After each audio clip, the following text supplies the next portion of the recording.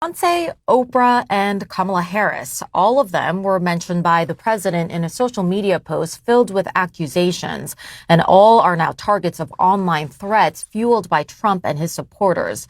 CNN's Brian Stelter breaks it down for us. An incredible weekend. She closed out her Cowboy Carter tour with a sold-out performance in Las Vegas, gaining lots of positive headlines and, of course, many viral videos from the show. But then there was also this headline about Beyonce, not exactly a positive one, in some ways an absurd one. This is a fact check from CNN's Daniel Dale of a totally made-up claim from President Trump about Beyonce. Quote, Trump calls to prosecute Beyonce based on a non-existent $11 million payment. And non-existent is the key word here. The president seemingly telling everyone how he wants his Justice Department to behave, pointing to prominent celebrities, all liberals, and saying they should be prosecuted.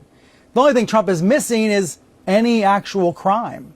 There's no evidence of a crime here, but he's calling out Beyonce, Oprah Winfrey, and Al Sharpton for their support of his rival last year, then Vice President Kamala Harris. This is the continuation of a narrative that Trump has pushed for months. The difference now is that he's actually using the word prosecute. So let's take a look at the Beyonce case in a little more detail. This is from Daniel Dale's check over the weekend. He says that the Trump claim is that Democrats, quote, admit to paying, probably illegally, $11 million to singer Beyonce for an endorsement from Harris. Now, the actual little nugget of truth here is that Beyonce's production company was paid $165,000 from the Harris campaign for the work putting on a rally last fall. So, a small amount of money that was conflated by right-wing message boards and memes last fall into a $10 million payment. That idea of a $10 million payment was made up, and now Trump has inflated it even further to $11 million.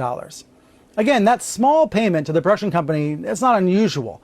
But for Trump's followers, this post is a little bit of a verbal form of his vow to gain retribution against his perceived enemies.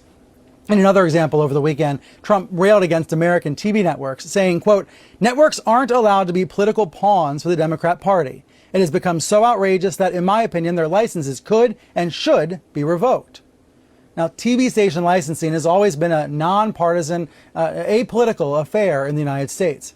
Now, even if Trump's loyalists who oversee licensing wanted to revoke licenses from NBC or ABC or CBS, it would take a very long time and it would get tied up in the courts.